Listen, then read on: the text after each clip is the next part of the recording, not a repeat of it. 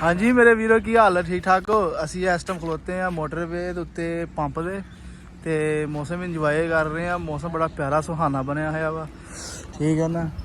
साढ़े यार भी बाहर निकल के ना जो मौसम ने इंजॉय कर रहे हैं।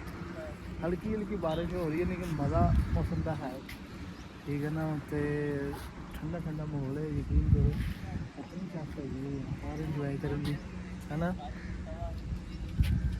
कोई तुम भी इंजॉय कर लेना। सामा बोलता नहीं कुछ बोलिया करो थोड़ा जहा कुछ यार बोलते नहीं तुम व्लॉग जी की पता लगेगा तुम की कर रहे हो की नहीं कर रहे। कोई मस्ती कोई इंजॉय तू चले जाना मैंने पता सो दिया ठीक है ना। नहीं कुछ बोलिया कर बोलांगे तो कुछ सीखांगे इदा थोड़ी सीखना वा कोई नहीं मैंने पता फर्स्ट टाइम है कोई करांगे इंजॉय तो फिर ही आ फिर ही व्लॉग बनने ने हैं।